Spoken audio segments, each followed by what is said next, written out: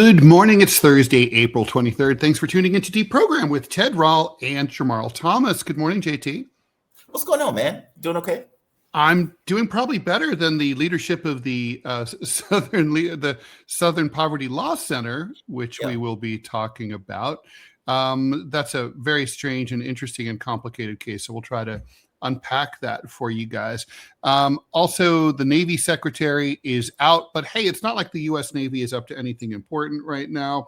When is a blockade not a blockade? Apparently right now. It turns out that Lloyd's of London says that a lot of Iranian ships are being allowed through by the United States because the truth is they're afraid of the effect of not doing so on its relationship with China, as well as with on its effect on global oil prices. And JT, I put this in because of you. The U.S. is experiencing negative net migration for the very first time. A lot of Americans are moving overseas, and they're attracted by the lower cost of living. And there are all sorts of social media influencers are sort of spreading the good word about the pros and the advantages of living outside of the United States. And you have experience with this personally, so I thought we should talk about it. We were not able last week to get earlier in the week, Dmitri Lascaris, but we are being told that he now has power where he is. So Dmitri Lascaris, journalist who often reports from Lebanon, is going to hopefully join us in 27 minutes at 9:30 a.m. Eastern time in order to bring us up to date on the latest from Lebanon from his own personal viewpoint there on the ground. So I'm looking forward to that. I think it'll probably work out this time. Please like, follow, and share the show. Please donate to the show, whether it's through Super Chats or otherwise. If you have a question for either or both of us, please put it into the live chat in the 9 a.m. Eastern hour. We are here Monday through Friday, 9 a.m. Eastern time. Coming up at 10, TMI show with me and Manila Chen, except Manila's out pregnant. Well, not pregnant, post-pregnent. She's with a newborn. And now entering her 10th month of pregnancy. And then I have the DMZ America podcast coming up at 11 a.m. with Scott Stantis. That's every Thursday at 11 a.m. Eastern time. And we have guest cartoonist Marshall Ramsey, who is from Mississippi, and I'm interested to hear what he has to say about this Southern Poverty Law Center story. All right, so shall we just hop into the SPLC story? Yeah. All right, what do you make of it? I'm going to need you to give me a breakdown of that story because I didn't quite understand. All right, I know they're going after him, but it was some kind of fraud thing. Yeah, so basically what's going on is that the DOJ is going after the SPLC, the Southern Poverty Law Center, which is a venerated, maybe not completely venerated, civil rights organization founded back in the 1970s by a coalition of sort of northern white do-gooders who came down south to help with the civil rights movement and stayed behind, and local Black people who were working for civil rights in the Deep South. They're headquartered in Montgomery, Alabama. And for many, many years, people who were on liberal mailing lists like my mom would get these sort of donation shakedown letters, donate to the SPLC, and Alexander Coburn, who is now gone, he was one of my colleagues at the Village Voice in New York. He was an investigative journalist, and he criticized them from the left. And he said it was basically back in the 90s and aughts, the SPLC was a grift, that basically they were ginning up, they were exaggerating, even though racism obviously is an omnipresent problem in the United States, that they were exaggerating the level of far-right sort of Michigan militia, alt-right, proto-alt-right groups that were really out there. He said that their numbers were really very tiny and they were acting like, the Klan is everywhere. And so they've been criticized also from the right because the SPLC has gone after a lot of what they call right-wing hate groups. Right. And some of those are things that are like not really, that people on the right are like, what do you mean? Focus on the Family isn't a hate group. And so they're, I think their SPLC's defenders would say we must be doing something right because both the left and the right don't like us. I've heard that argument from like the New York Times and stuff like that. What seems to be true is that the SPLC has been paying members of far right organizations like Aryan Nation and keeping them on their payroll to the tune of $1,000 or $2,000 a month. And so the question is, what's this all about? They claim, the SPLC says, these are confidential informants. We're paying them to give us information and to sort of keep them safe, but also to induce them to give us confidential information about the membership roles, tactics, and strategies of these far-right, alt-right groups, and so that we can know what's going on in there. And they say, in this respect, we are no different than the FBI paying confidential informants, and all we're doing is the same exact thing. We wouldn't be able to get this information out of some of our sources otherwise. What the DOJ is alleging is that these constitute financial crimes, specifically wire fraud and conspiracy to commit money laundering. The legal basis for this is that, and I think it's a little weak, the DOJ case says that they didn't tell their donors exactly what they were doing with the donor money.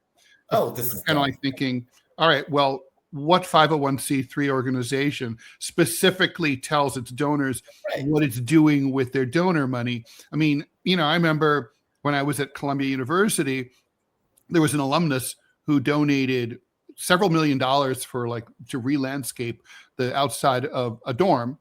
And then 2 years later, they trashed the garden and put a building right on top of where the garden was. And it's like, sorry, thanks for the money. Bye-bye garden. Yeah. It's like, I don't think there was much of a lawsuit. It's sort of like, you donated and we made the garden and whatever. So I think that there probably is some space for the SPLC to defend themselves there. But the way this is being framed, and I'm sorry to go on so long about this, but it is a complicated story. The way this is being framed already on social media by conservatives is they're showing pictures of say January 6th or Charlottesville, and they're saying, just as we suspected, none of these people really exist. This is all a false flag operation. They're not real. They were all paid by the SPLC, which is not true, cannot be true, and is not alleged in the complaint by the DOJ. The DOJ, this is Trump's highly politicized DOJ, following Biden's highly politicized DOJ. And they're going after an enemy of the administration because basically it's the enemy of my enemy, is my friend, right? Or whatever. So I got that one wrong. Anyway, the point is, I know what you mean. Yeah. And so they're basically the SPLC has drawn a bead on a lot of right-wing groups that are friendly or open to the administration. And the administration seems to be running interference for them here by taking out one of their gadflies. Now, that also said, SPLC has a long history of sort of wasting money, poor management, probable sexual improprieties on the part of its leadership, all sorts of grifting. So it's a complicated story. It's not like the SPLC is pure as the driven snow, but they're also probably not guilty of what's being alleged here. Yeah, I mean, but grift is not a crime, if that makes sense. I mean, look, it's a crime for the people who do donations. Yeah. Fair enough. But this is obviously, and as you point out, politicized Justice Department going after a political enemy. Mm-hmm. I mean, regardless of the grift, regardless of whether or not the SPLC creates threats, regardless of any of that stuff, they are dealing with a threat that is coming from the standpoint of the right, that is coming after them in a and is growing trial. Yeah. So, I accept that there may be, let's say, some impropriety, but it may not be legal impropriety. It seems like it's something that the Justice Department is crafting. I mean, come on. Let's say that they were paying thousands of dollars to right-wing groups in order to gin up a threat of right-wing groups. I don't really buy that, but okay. What does the Justice Department have to do with that? That seems like an issue for the members, not, that's like an expose in ProPublica. Well, it would be fraud, I guess, of a kind. I guess the thing is, like the famous guy from the NKVD said, you show me the man, I'll find you the crime. Yeah. And I think that's exactly what's going on here. I mean, you can definitely indict. You can craft an indictment, and they have that fits this purpose. I don't know if you can find 12 men and women good and true on a jury to find these people guilty. Right. You know what I mean? You can indict them. I suspect they're nervous, but they're probably not terrified. Yeah, but see, that's just that the indictment is the issue. Like it's chilling. Yeah, I mean, the idea that the government is bringing a case against you, and then the amount of money that you need to defend it. Like, even if you walk, how much money did you have to pay to fight it off? Like, meaning the indictment is the issue, not the conviction. The conviction may be an issue, but it's the indictment that's the persecution in this. Like the Uhuru, the group that they went after, the Biden administration went after, basically saying that this African group, I believe they were in Florida, was working with the Russians. And so we need to prosecute the group for not filling out, what is it called? The thing that says you're working with a foreign entity. FARA. Right. Basically saying you're working with the Russians. Foreign Agents Registration Act. Exactly. And, it's which, by the way, it should be under the First Amendment, ought to be declared unconstitutional. Oh, it depends. It depends. Like, because, this gets into a whole nother angle for the discussion. I mean, Sputnik had to do it. True. And it was a media organization. And a media organization ought not to have to do it. True. But look, if I'm a country or if I'm leading a country, I want to know who's investing money into the country. Sure. Like, meaning I want to know that the Israelis, I spent $100 million in my elections. I want to know how much money the Israelis have bribed. And I'm saying Israelis, but I'm basically Jewish organizations connected with the Israeli government. I want to know how much they've paid to my politicians and whether or not that has influence in my political affairs. And the same thing is true, not in Hungary, it was the Czech Republic. It was another, God damn it, what is the name of that country? Georgia.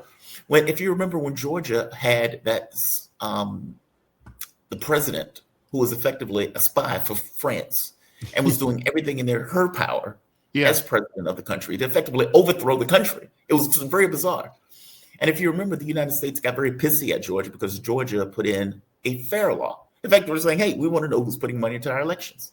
Europe freaked out, the US freaked out, and you have to ask, wait a minute, we have a fair law. Why are you freaking out about another country instituting their own fair law? The answer was obvious. They were trying to. Well, I think the fair law has been. All I can say is it's been abused and it's been weaponized. Agree. Yeah. No, I agree. I'm just saying it's a little bit more complicated. No. Well, this is a complicated story for sure. Yeah.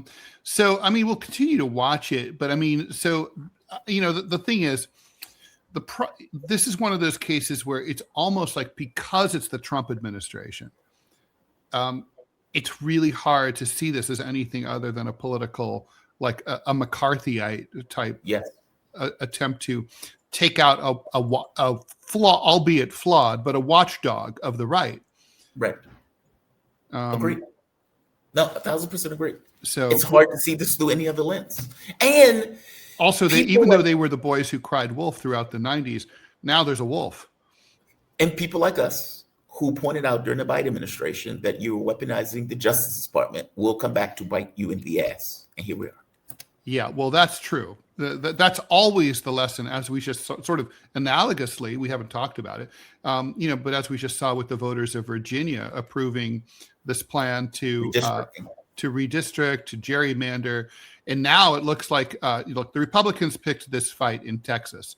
And basically, in the end, between California, Virginia, and all the states, Republican and Democratic, that are doing these redistricting plans, for people who are from overseas, basically every 10 years when the United States has its census, like in 2020, 2030, that's when congressional district lines are redrawn in the United States. And suddenly last year, in an attempt to sort of try to increase the Republican control of the House or mitigate their losses this fall, they started this plan to do this. And now it looks pretty clear that the fight that the Republicans picked is going to go against them, and they're going to end up with a negative net number of seats as a result.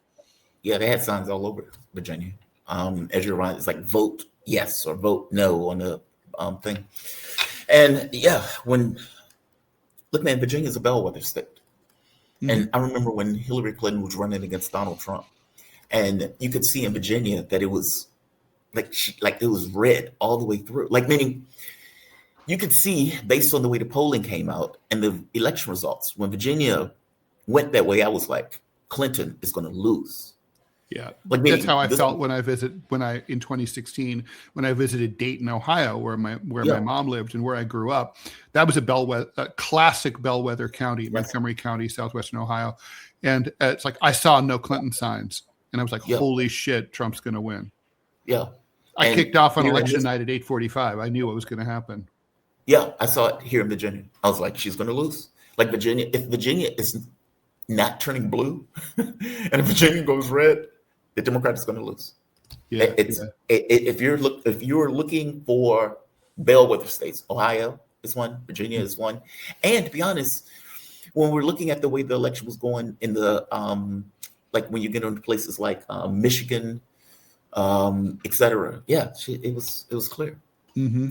Yeah, for sure. We have a couple questions from that we didn't get to yesterday. That were paid for, so we should get them. Manchild, thank you for the dono. With a Pentagon failing 8 straight audits, how can Trump gut safety net programs for a $1.5 trillion war machine while burning, which is a 42% annual increase, by the way, while burning billions on vanity projects like his 250-foot Arc de Retard? That's a good question. And speaking of vanity projects, I think it was interesting that the list of donors to the remodel to the new ballroom came out, and it's a rogues gallery of big tech and big defense contractors. No wonder they didn't want this out. But 1.5. No, I mean, look here. It's insane. 1.5. I mean, it is by right. The most taxpayer dollars, and a lot of conservatives don't know this, by overwhelmingly, 54, now it's going to be more, but 54% of every federal tax dollar goes to either defense spending or interest payments on old wars. It's where all your money's going. It's not going to poor people. It's not going to food stamps. I mean, those are substantial expenses, but they pale in comparison. And we're talking about a country that hasn't really been attacked since the War of 1812. So we shouldn't be such scaredy cats. We don't really need this much defense. And so to go from there to 1.5 trillion, the thing is, I'm pretty convinced that Congress will give them exactly what they want. Yeah, agree. Usually they give them more. I mean, it's like a tip. You're doing such a good job. Let me scratch you behind your ears. Even under Biden, by the way, like where Biden would ask for a certain amount, they would give them more. Totally. And the question is basically, how can they do it? Because they don't give a shit about you.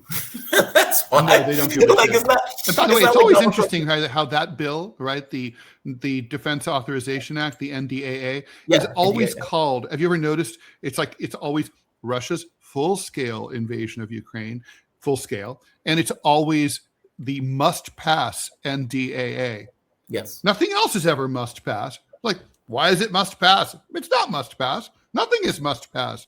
You could easily, good case to be made. You really shouldn't pass it. Yeah, agreed. I mean, we are not at war. We are, but we start them all. Well, we're spending over $1 trillion a year, and we weren't even at war. Yeah, and it's like we're hunting people in caves, and it takes $1 trillion to do it. Well, this is the Republican shtick. It reminds me of the Reagan era, right? Really, I mean, in what respect is Donald Trump any different from Reaganism? I mean, it's basically fuck the poor, fuck the working class, trickle down economics. As he said privately at his Easter meal, we don't have any money for Medicaid or Medicare. We're fighting wars. It's all about wars. That's all that matters. that's the brand of the Republican Party. I don't understand why anyone votes for them. Hell, I don't understand why anyone votes for the Democratic Party. But right now, it's the Republicans who are in charge. I just don't get it. Well, answer that. I mean, dig into that for a moment. Mm-hmm. I mean, because you're right. This was always the crux of the anomaly. Like, you effectively have this kind of, what do you call it, blue-collar billionaire.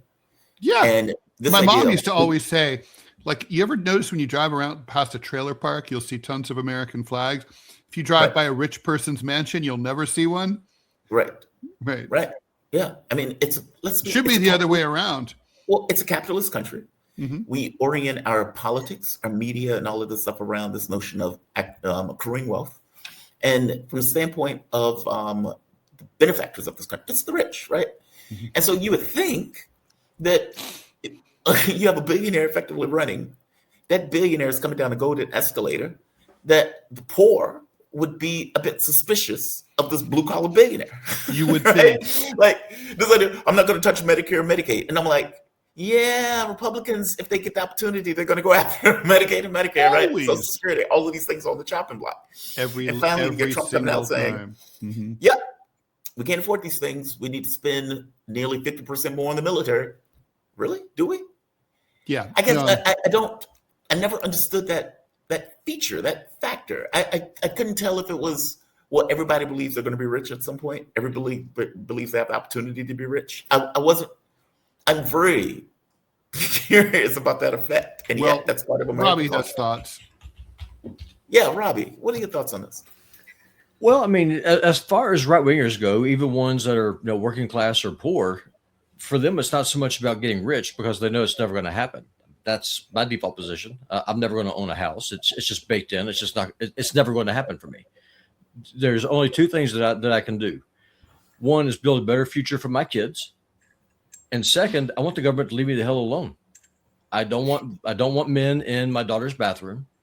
I don't want pride flags flying at every school. Just leave me alone. That's all I want.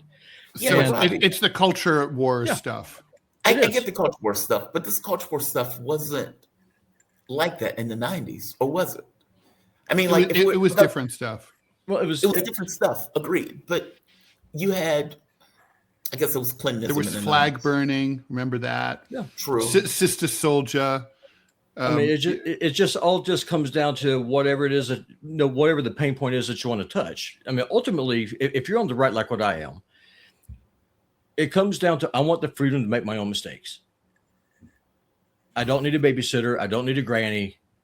I'll pay my taxes. In exchange, you provide law and order, and you stay the hell out of my life and leave me alone. Well, that's a question. That. Republicans aren't really providing law and order, though. Right. No, they're not. Well, and Black Lives, the Summer of Love proved that. So, I mean, you pay your taxes, your businesses get burned down, the courthouses get taken over, the police are AWOL, and then you have people like me. It's like, why am I paying taxes then? Because the social contract is broken down. But even beyond that, right? Like what does law and order mean? I mean, to me, law and order means like if I'm wronged, if I'm, whatever, someone steals my intellectual property as a cartoonist, someone breaks and steals my car, someone attacks me, I can get justice, and that person will be held accountable, and that'll serve as a deterrent, right? I mean, am I wrong? That's basically what law and order is? Well, you're missing a really big thing, because another thing about the whole order prospect of it is I should be able to walk down the street without seeing wading through 50 or 60 homeless people defecating on the street, or people shooting up drugs. That's order. That's the order component. That's the order component of it. And I agree with that too, by the way. And so, I mean, that's what we want. If you're a right winger, like what I want, be able to walk down Main Street, not have people walk around like zombies, stoned out of their minds. Mm-hmm.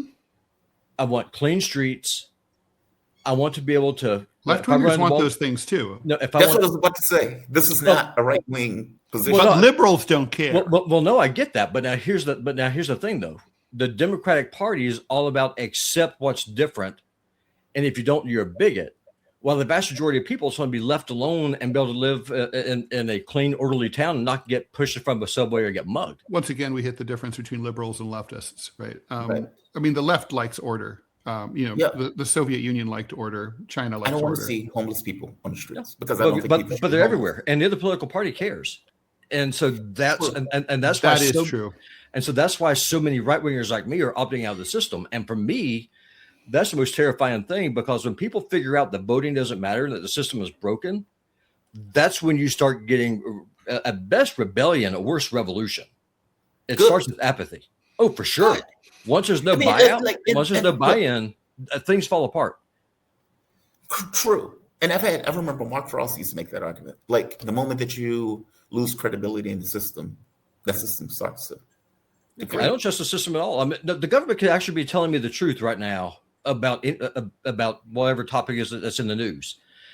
I would not believe them because they've lied to me too much. It's just like this whole SPLC thing. Agreed. If I was in North Carolina, I would have been at that Charlottesville thing, not because I'm a Nazi, but because I'm against book burning and tearing down monuments. I'm against erasing the history of a nation. When I saw that it was called Unite the Right. That's kind of forgotten to history, right? To the mists of history, because that poor girl got killed. Yeah. But I was jealous. I was like, man, Unite the Left would be awesome. It would be. And you know what? I would be there. If the two of y'all were able to put together some kind of event where y'all had people from the populist left just coming up and saying, no, this is what we're against. There is more uniting the populist right and left than people realize. Oh, completely. That's true. And I would 100% be there with y'all. We disagree on all kinds of things, and that's a good thing. But I think a lot of people would be surprised to hear but I'm disgusted when I see, people taking a shit on the street and, who wouldn't be? Shooting up. Who wouldn't be, right? But San Franciscans who are liberal Democrats, not leftists, they don't care. They're like, oh, this is it's a beautiful thing to see people living their best lives. It's like they're not living their best lives. Right. You are watching people. They've been thrown away, and they're living they're wallowing in degeneracy, and they're dragging down working people with them. We are watching a society commit mass suicide in slow motion, and that is repugnant, and you don't have the right to do that. I'm sorry. Maybe call me an authoritarian if you want. You don't have the right to destroy yourself. Well, especially you do. It's just really stupid. Yeah, it's dumb. Right. Well, not in public, you don't. Man, a lot of that stuff is not right-wing positions. And I know, and maybe law and order is not a right-wing position. You can't have socialism without law and order. True. Right. And I guess my thing is, I agree with you with the monuments. I thought it was dumb trying to take them down. It's one thing if you reevaluate the monuments. It's 100%. One thing if you see them as heroes and later on you see them as, let's say you wanted to have an explainer historical marker adjacent to right it. That's perfectly fine. We have them this is a statue of Stonewall Jackson. Stonewall Jackson was this person. He did this. But the thing is, if you're a liberal Democrat, Stonewall Jackson would have been your hero, because if you go through and if you read what the man wrote, I mean, the fact that he violated Virginia and Confederate law by donating to churches, teaching the children of slaves how to read, which is against the law. And he did that. He was with prosecution. He said, then arrest me, because this is what I'm going to do. The man hated slavery. And yet there's a lot of these figures he's the one that's demonized. Right. No, I think I'm fascinated by this guy. We could go down the historical rabbit hole. For sure. But John C. Breckinridge, who was the vice president of the United States under James Buchanan between 1857 and 1861. And then he ran for president in 1860 in a four-way race, then became Secretary of War under the Confederacy, and then ended up, he died in shame basically for joining the wrong side. But the truth is he was from Kentucky. He didn't really care for slavery. But he was like, my state went with Kentucky, went with Confederacy. I'm loyal to my state. As Robbie, you've always pointed out, it was really considered more of a confederacy of states at the time. He went with that. It's a complicated figure. It's not like, it's nuanced. It's like the guy didn't care for slavery, fought for the Confederacy. Whether he did or not, he existed. The statue is there. There's no point in tearing it down. It's a historical teaching opportunity. Yeah, from my point of view, it's historical, right? Granted, the counter argument is, do people put up his statues of Hitler? And they did. Obviously, No. Well, they did, and in my opinion, in Germany, every street had a Hitler street. Again, for teaching, you can go and you explain. Okay, well, how did this guy get so popular? What exactly happened? Mm-hmm. No, but you can do that without explain the history. I do think it's like one of the reasons I've never visited. Sorry, go ahead. And by the way, there's an argument that those statues were put up after the fact, which basically that's true. putting these things up as icons, despite the fact that these people weren't icons; they were fighting for slavery. That's true. These are not. Look, Robbie, I get. Oh, you mean in the Confederacy, right? Yeah. Or in the South? But the reality of it is, nuance, yes, but you're fighting for basically an apartheid system that was grotesque. And I'm not talking about you. I'm talking about basically the war. So guys, I get it. I see Dmitri. Awesome. As long as we have power, let's go ahead and bring him in. As long as we have power. All right. Joining us is Dmitri Lascaris, Canadian attorney, independent journalist, and political activist based in Montreal and Kalamata, Greece, a former high-profile securities class action litigator who recovered over $450 million for investors. He left corporate law in 2016 to pursue independent journalism and peace activism. He reports from conflict zones like Lebanon, which is why we have him today. In 2024, he received the Serena Shim Award for Uncompromised Integrity in Journalism. Thank you, Dmitri, so much for joining us here on DeProgram. Pleasure to be here with you both. Thank you for having me. It is our pleasure. So let's talk about Lebanon. In many ways, that conflict is usually overshadowed by whatever else is going on in the region. If something else is going on in the region, it was overshadowed. It was during the peak of the Gaza genocide. It is being overshadowed now to a lesser extent. But it's still kind of viewed as like sort of, oh, and by the way, there's also Lebanon in wake of the conflict between the U.S., Israel, and Iran. Why is Lebanon important, and what's going on? Let me first of all give a shout out to the resistance in Lebanon. Outside of Palestine, the Lebanese have experienced more civilian casualties than any member of the axis of resistance, including Iran, as admirable as Iran's resistance has been. And Lebanon has a much smaller population. So as a percentage of the population, it has suffered vastly more casualties than any other member of the axis of resistance outside of Palestine. And I've been there 5 times since the genocide began in late 2023, including most recently about 10 days ago. And the level of destruction I saw in South Lebanon is comparable to what I wouldn't say is quite as bad, but it's now becoming comparable to what we saw and continue to see in Gaza. So the Lebanese people are absolutely critical to this struggle. And, outside of Palestine, I think they've made the greatest sacrifice of all. Do you think that Israelis are planning to annex southern Lebanon, particularly south of the Litani River, or maybe even more? I have no doubt that they want to. This is an ambition they've harbored for decades. Whether they believe that's possible, judging from the statements that have been coming out of Israel's military leaders, I don't know. They, for example, recently admitted to the Israeli media that they don't believe they can disarm Hezbollah, and that's going to have to be done by the Lebanese army. And I don't think any astute observer believes that the Lebanese army is even going to try it, let alone accomplish that task. So if they're not going to disarm Hezbollah, if the Lebanese army can't disarm Hezbollah, and if Hezbollah won't do it voluntarily, which is clearly not the case, how are they going to occupy that territory? This is something they've repeatedly failed to do. And right now, the Israeli army is a mess. It's an absolute mess because of all of the casualties they have sustained, the fact that this military force is constructed for short-term wars, and it's been continuously engaged in multi-front warfare for now 2.5 years. So I think it's a pipe dream, but I have no doubt that there are people in Israel, particularly people like Smotrich and Ben-Gvir, who continue to harbor this ambition. Even now, obviously even now. I'm sorry, Dmitri, what's going on, man? I am super curious about what is taking place internally in Israel with the pressure that has been applied from the standpoint of the war, because they went through a 12-day war. They've just gone through another war where Iran has been effectively hitting their targets continuously. What is the pressure that's being applied to the government itself under the barrage of missiles, under the, as you pointed out, the failure in their campaign to take southern Lebanon? Do we know what's going on internally, societal-wise in Israel?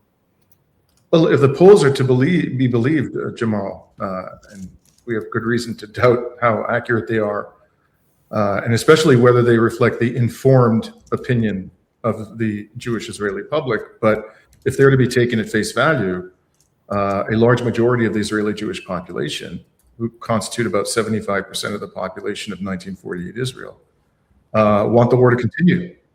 And they're quite upset that it stopped, which is absolutely remarkable.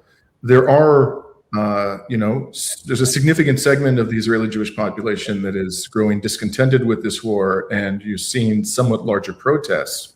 But the polls consistently show that a large majority want this to go on until they have achieved complete victory, which I think from their perspective means the total destruction of all resistance to Israeli hegemony.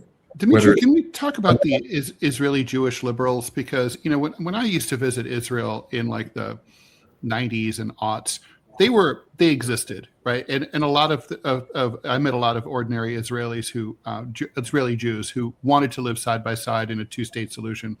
That's just, those people are gone, right? It seems to me like the opposition, whatever opposition there is to Netanyahu, boils down to, it's not concern for the Palestinians or for anyone else in the region.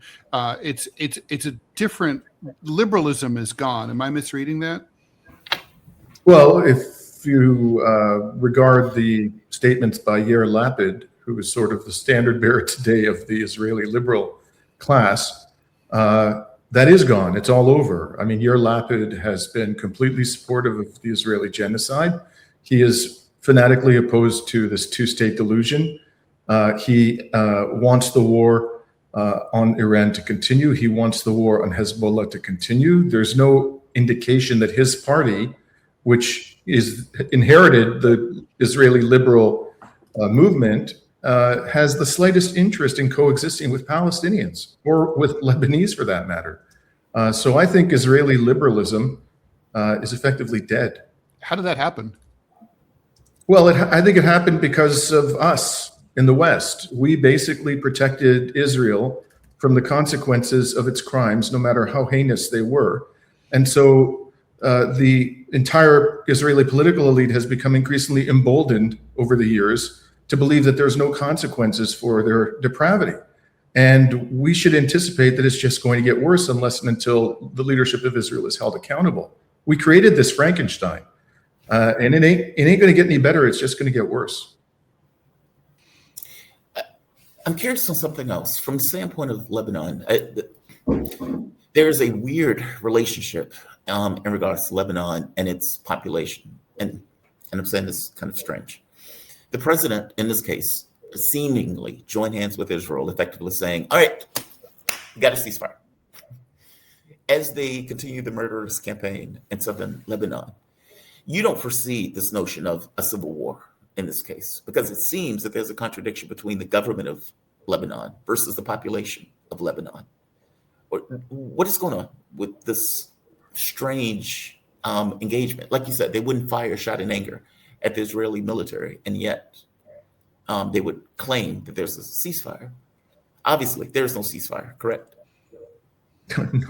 No, Israel has, by the resistance's count, committed over 200 ceasefire violations, and which we should be clear which quote-unquote ceasefire we're talking about.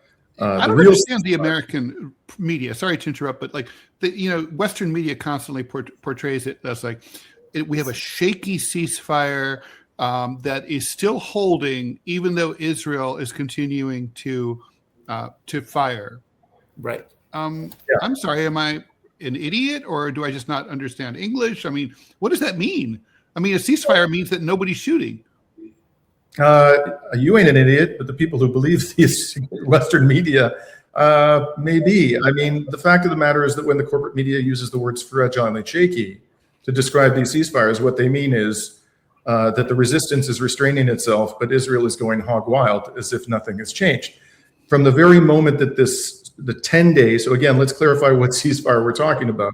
The one that went into effect, or was supposed to have gone into effect when Iran and the US started a ceasefire, that was supposed to include Lebanon, and the Pakistani leadership made that absolutely clear. And there's no way that the Iranians would have thrown the Lebanese under a bus and done a ceasefire that excluded them. So they just flushed that down the toilet. Then they came along with a 10-day ceasefire, okay, which came into effect a few days ago. From the very moment, even the Lebanese army said, within the first hours of that ceasefire, that Israel had continued shelling villages in the south of Lebanon, amongst other ceasefire violations. Now the ceasefire violations, since that one was supposed to come into effect, are in excess of 200. Yesterday, they killed a Lebanese journalist, a widely respected Lebanese journalist, during a ceasefire, and seriously wounded her comrade, a photographer. Even the Lebanese government was forced to say that this was a crime against humanity. This happened during a ceasefire. By the way, she was killed in a double tap strike, which is a war crime. So what's very interesting about this, though, is that this time Hezbollah is not restraining itself. In the period from November 2024 until February 28th of this year, when the war in Iran began, the most recent war, Hezbollah effectively did not retaliate at all to the thousands of ceasefire violations by Israel. But now it's retaliating. Yesterday, it reported 4 military operations against Israeli forces in the south of Lebanon. It just reported another one an hour ago. It's published video of its missile and drone attacks on these forces. So the rules of the game have changed. This time, they are not going to sit idly by and allow Israel to get away with these crimes during a so-called ceasefire. It seems like the rules of the game have changed for Iran, too. 2 questions. Why is this time different for Hezbollah and for the Iranians? And why? And how closely do you think Iran is coordinating with Hezbollah? Well, I think the rules of the game have changed for a variety of reasons. First of all, the Iranian military and political leadership, I think, is unanimous now that they can't trust the Americans. There's no deal to be done with this regime, nor frankly with the Biden regime, but this one in particular is completely treacherous and perfidious. So they've gotten that memo in spades. And I think that the bulk of the Lebanese population has understood that there's no peace deal to be done with Israel. Even if you were to disarm Hezbollah, that would just embolden the Israelis to be even more aggressive in their land theft and their attacks on the civilian population. So it's partly a reality check. It's partly the fact that they see that the Israeli military is greatly weakened, that the American military is greatly weakened. They've been much weakened by the war in Ukraine, by the debacle in Afghanistan. Their munitions are highly depleted. So I think that they see this as the moment, the greatest opportunity that they will have to finally defeat the U.S. empire in the region of West Asia. And I think they're right about that. This is the best opportunity they've ever had. Why didn't they all go hog wild after October 7th, 2023? I mean, that seemed to me like a good opportunity to also defend the Gazans. Well, I do believe that was a surprise to them. Although the line is that was all orchestrated from Tehran and that Hezbollah was in on it, there's good reason to believe that they weren't prepared for that at all. Mm-hmm. And I think that they themselves were a bit surprised by how ferocious the Israelis responded to all of that. Mm. And it took them some time to organize themselves to put up a fight when they knew was going to be very, very costly to them themselves. And now, as I say, I think this is a fight I think what we're witnessing is effectively a fight to the death. One side or another is going to be destroyed by this. Now, when I say destroyed, I don't mean that the United States is going to be destroyed, but I mean that the United States will be driven from the region, or Iran is going to be destroyed. Inshallah. Yeah. I mean, really. It's also existential for Iran, right? Yeah. I mean, they've done everything in their power to avoid a war. And yet this war was always coming, especially with the fall of Syria. Have you been surprised that they've been so consistent in standing by Lebanon in this? We have some breaking news that's very pertinent to our conversation here. Trump is ordering the U.S. military to shoot and kill Iranian small boats in the Strait of Hormuz. Well, good luck with that. First of all, how are they going to do that? Are they going to do it from the air? Those things shoot out, they travel at high speeds. They're coming out of caves in the coastline. They haven't been able to do it thus far. And I don't see any way they're going to do that without inserting naval vessels into the Strait of Hormuz, in which case the naval vessels are going to become sitting ducks. So this Donald Trump is just thrashing about senselessly. But I don't think his goal has changed. I think his goal and the goal of the genocidal Israeli entity have been the same from day one, and that is the Libya solution. They want to turn Iran into a failed state. Yes. Everybody says it's a regime change. I don't think that that's all that they want, because if they installed, let's say, the son of the Shah, the Iranian people might overthrow him again, and they'll find themselves back where they are now. So they want to ensure that no matter who is ruling Tehran, who's in power there, whether it be a puppet of Washington or an Islamic government or some other government that's determined to maintain Iran's sovereignty, Iran will be incapable of defending itself. It will be incapable of resisting U.S. and Israeli hegemony in the region. This is what they want. They want to destroy Iran as a functioning sovereign state.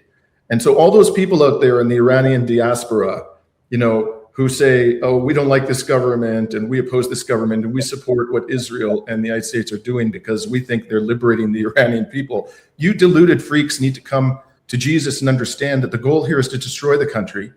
It's not about liberating anybody. And frankly, I think that there has been a significant awakening in that diaspora. Some fanatics still cling to this delusion, but I think people are waking up to that. That is the ultimate goal here. And the best thing, the only thing actually that stands between the destruction of Iran and the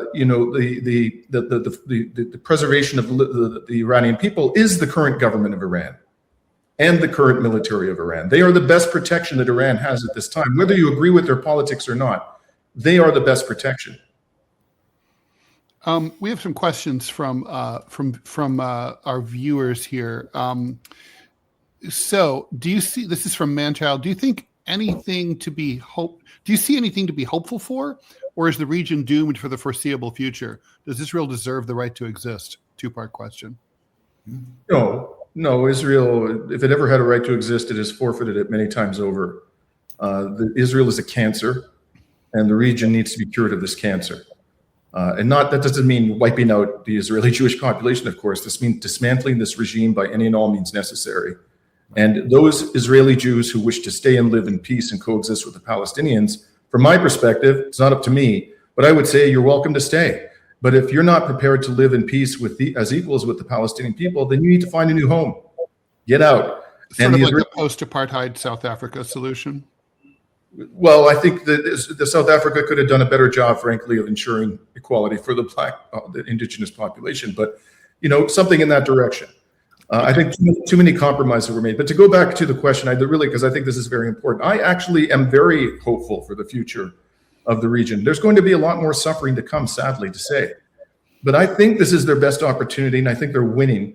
And ultimately, this could prove to be the final blow to the U.S. empire. Would love that. Another question before we let you go from Flanderina. Do you think they actually want Hezbollah to be disarmed, or do you think they want Lebanon to devolve into civil war? Israel generally benefits from chaos in the Middle East, or at least they think they do. Is this more of pushing chaos?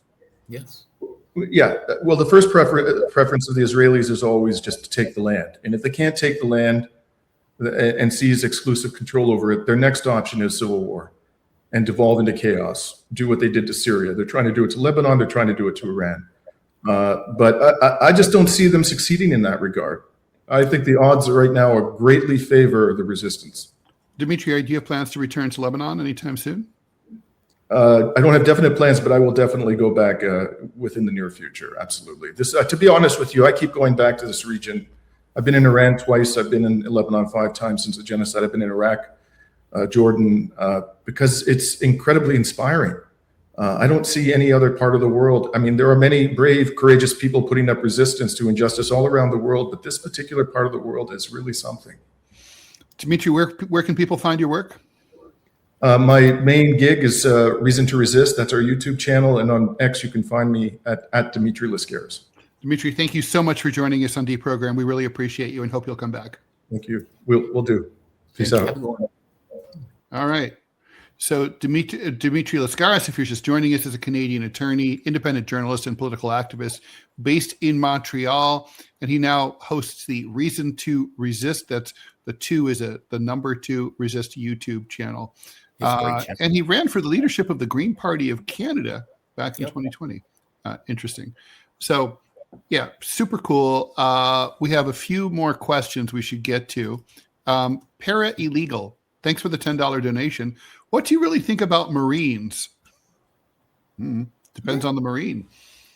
Yeah. What does that mean? You mean just as an organization in general? I guess so. I mean, here's the thing with the military, right? They are doing what the country tells them to do. They're not like gone broke. My cousin used to be in the military. My a cousin's husband used to be in the military. In fact, we're supposed to be doing this. This is an aside. We're supposed to be having this cartoon or this costume paintball event. And I remember my godson was like, hey, we need to make sure that the two people who are in the military are not on the same team. Now, my thing was like, stop being a coward. There's that. But I have no feelings about an individual Marine per se. It's more so what they do that I care about, if that makes sense. Mm-hmm. But the organization is functioning under the auspices of U.S. power, if that makes sense. It's a civilian authority. So the issue is the civilian authority, less about the Marines. Yeah. At least that's my take. Give me yours. It's an odd question, right? I mean, it's like, I thought one of the coolest nuance films I've ever seen is Cross of Iron. It's a Sam Peckinpah film from the early 70s, and it takes place on the Eastern Front, and it's seen from the standpoint of Germans fighting the Soviets. And it's not a political film. It makes no judgments about who's right. It's just basically about combat. And the takeaway is sort of like, you're going to find bravery and camaraderie in any unit that's fighting. And there's ugliness, and there's beauty, and there's friendship and nobility, and also and atrocity, all everywhere in war and combat, no matter which side it's on. And that's worth remembering when in our sort of cartoonish view of the war of the world. And so the point is that, like, look, millions of people have found a lot of meaning serving in the Marines, and for that matter, in the military. And and so that's clearly true. And at the same time, the U.S. Marines, like the other branches of the armed forces, are serving this imperial hegemon that is leeching money out that could be used to build high-speed rail and how up-to-date textbooks and pay teachers decently and all that, and it's while oppressing the rest of the world. So that's true too. So look, I guess today's show is all about nuance and complication, right? That's the theme here. That's a weird question. It is a weird question. Unsung Pat, thanks for the $5. From to serve and protect to law and order, private military contracts with Department of Homeland Security, those who would give up essential liberty to purchase a little temporary safety deserve neither liberty nor safety. I think that's Ben Franklin. That's normally attributed to. Okay, and let's see. Okay, so we do need to talk about, we kind of touched upon the blockade, but okay, let's talk about that though. So Lloyd's says that the U.S.'s blockade is deliberately allowing a bunch, not all, but a bunch of Iranian vessels to leave the Persian Gulf since the blockade went into effect 10 days ago. And basically, Trump is going to visit China from May 14th to May 15th. So in about 3 weeks, and a lot of that oil is going to China. So obviously, the Chinese are going to get upset about any interdictions.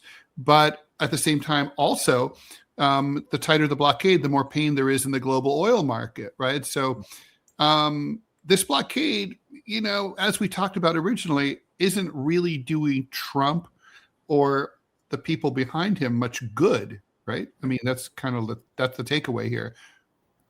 And the Iranians know it. Right. I mean, the entire point of blocking the Strait of Hormuz was to prevent the free flowing of oil and resources in that case. So putting a blockade on a blockade is just strange. Yeah. I mean, I understand why Trump is trying to do it, but it kind of defeats the purpose. I mean, it's just an odd fallback position. I know a lot of people make this argument that this is about China. I'm becoming more far less in that camp. Because the reality of it is China has resources or the capability of getting energy from, let's say, Russia, for example. Yeah, and Central Asia. They It's get, they, Central get- they Asia. get it from from Kazakhstan, Uzbekistan, and so on. Yeah, and they have large reserves already built into the Mhm. process. So it feels like this is a fallback position. If the goal was to, let's say, take down Iran with the idea that Iran is a major, let's say, chess piece in the context of China and Russia, okay, fair enough, that may be true. It probably also has something to do with Israel. It probably wasn't a singular objective. But the blockade feels like a fallback position. It feels like the main objective was to take down the government of Iran. And then when that didn't work, it's like, oh, so we need to do something now in order to not look like we just fundamentally failed in our objectives. Oh, okay, let's do a blockade. If that makes sense, I hope that makes sense. It doesn't feel like that was the normal or that was the original plan. It feels like this was secondary. Yeah, no, totally. Robbie, do we have an ad? Yeah. Okay, let's have that. We didn't really have time to get to the demographic shift, so perhaps we can do that tomorrow because we're out in 3 minutes. But in that time between the ad, let's talk about Navy Secretary John Phelan. Yes. He's out. Apparently, he clashed with Pete Hegseth. Phelan was Pete Hegseth is looking for sort of a more modern razzmatazz military Navy, more drones, more cyber.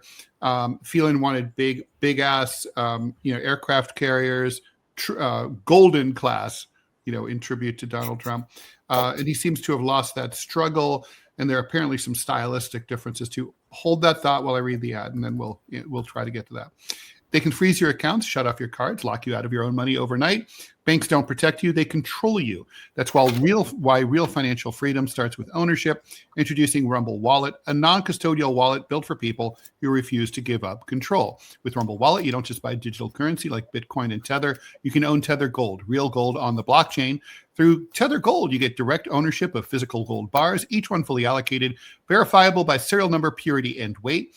This is not paper gold. This isn't an IOU. This is real gold without bank vaults, storage fees, or gatekeepers. You can buy, sell, or move it 24 hours a day, 7 days a week, even when traditional gold markets are closed. And if you want, you can Tether Gold can be redeemed for physical gold.